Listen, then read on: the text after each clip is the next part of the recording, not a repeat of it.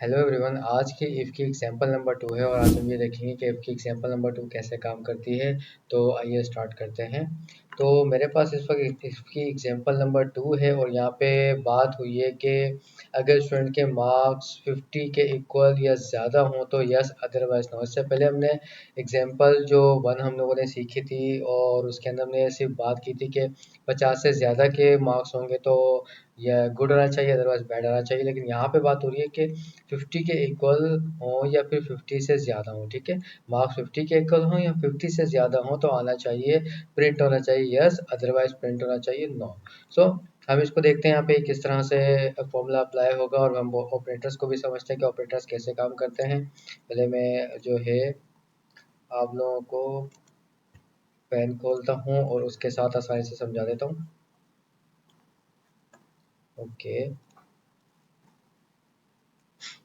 सो हम पहले इस रिक्वायरमेंट को हम लोगों ने पढ़ ली है और अब हम आगे चलते हैं। ये मेरे पास है, लेट्स से कि यहाँ पे स्टूडेंट्स के नेम है और यहाँ पे मेरे पास स्टेटस हैं और स्टेटस में मुझे चाहिए अगर स्टूडेंट के मार्क्स 50 के बराबर भी आ जाएं या 50 से ऊपर हो जाए तो मेरे पास प्रिंट होना चाहिए यस, अदरवाइज नो। यानी कि अगर 50 से कम मार्क्स हैं तो आना चाहिए नो। ठीक है, सो मैं इस इक्वल्स टू यहाँ पे लगाता हूँ। इक्वल्स टू लगाने के बाद मैं इफ़ की कंडीशन लिखता हूँ, ब्रैकेट खोल लेता हूँ। ब्रैकेट खोलने के बाद मैंने सेलेक्ट करना है अपने मार्क्स वाला सेल, क्योंकि मेरे जो मार्क्स है वो इस वाले सेल में जो मैंने अभी इस वक्त सेलेक्ट किया है। ठीक है, उसके बाद मैंने यूज़ करना है ग्रेटर देन। अब ग्रेटर देन तब यूज़ होता है जब आपकी वैल्यू बढ़ रही हो। अगर बात हो रही है 50 से ज़्यादा मार्क्स की तो ग्रेटर देन यूज़ होगा, अगर बात हो रही है 50 से कम मार्क्स की तो आपका लेस देन यूज़ होगा। ठीक है, उसके बाद मैं इज इक्वल्स टू लगाता हूँ। इज इक्वल्स टू मैं क्यों लगा रहा हूँ, क्योंकि ऐसे लगा रहा हूँ, यहाँ पे बात हुई थी सबसे पहले 50 से ज़्यादा मार्क्स की तो मैंने लगाया ग्रेटर देन। ठीक है, उसके बाद अब बात हुई है कि 50 के इक्वल इक्वल की बात है तो यहाँ पे हमने लगाना है इज इक्वल्स टू। ठीक है,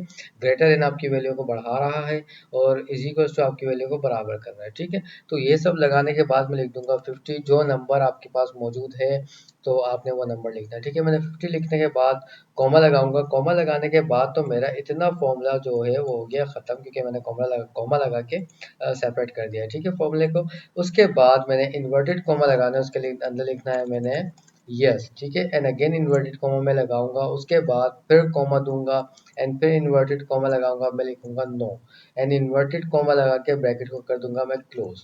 सो यहाँ पे मेरी इफ की जो कंडीशन थी वो कंप्लीट हो चुकी है कि अगर मेरे मार्क्स 50 से ज़्यादा या 50 से बराबर होंगे तो मेरे पास प्रिंट होना चाहिए यहाँ पे यस, अदरवाइज नो। यानी कि जो वैल्यू आप पहले चाहते हैं आपने वो वैल्यू लिख दी है। ठीक है, तो इस हिसाब से मेरा जो इफ़ की कंडीशन थी, इफ़ का फॉर्मूला था, वो हो गया कंप्लीट। ठीक है, और मैं एंटर करके दिखाता हूँ तो देखिए मेरे पास आ रहा है नो।